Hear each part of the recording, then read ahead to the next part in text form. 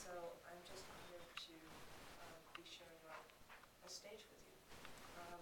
Christine has been a fighter for working folk for as long as I've been involved in the AFT, and I'm, as we walked around this hall and the Capitol in Santa Fe, it is really wonderful to see the connections that you have with people throughout the chambers of power, and that's important because working people and kids now more than ever need to have those ideas.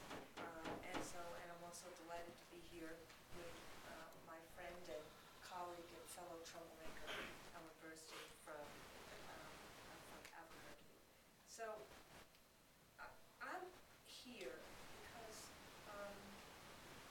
SJR 10 or SB 10 or however you call it, number 10 is probably one of the smartest pieces of legislation. School teachers can actually speak above hammering.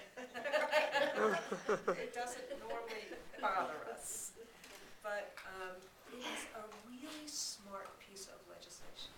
And I am here to advocate as strenuously as I can its passage, because there's very few magic bullets in American education, but this is probably the best kind of win-win-win situation or piece of legislation I've seen. Number one, it is basically saying to the voters, you get to decide on whether New Mexico should invest in a more robust way in early childhood education.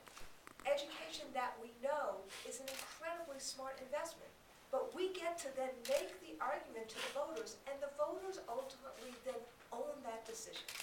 And the decision we're asking them to make in SB 10 is simply, should we go into the corpus of the fund somewhat more so that we can make this investment? An investment that every time you spend $1 in early childhood education, the taxpayer saves $7 or $8 later on in terms of costs to the taxpayers. More importantly, kids are equipped for education. I mean, one thing that Ellen said to me earlier, and I'm going to borrow it, is what 10 does is it helps kids be ready for schools, and it helps schools be ready for kids. It helps knowing now what the research is in early childhood. It says, here's a funding source. If you taxpayers allow us to use it, and it doesn't ultimately really hurt the corpus of any fund, but it uses the interests and the investments in this fund in a broader way, and it lets us create a broader educational opportunity for all of New Mexico's youth that have been affected by poverty in some ways in a greater way than across the country. So I'm here, as are the 1.5 million members of the American Federation of Teachers, in addition to our hardworking members and teachers in New Mexico, to say, let's move forward with this. And thank you so much, Senator.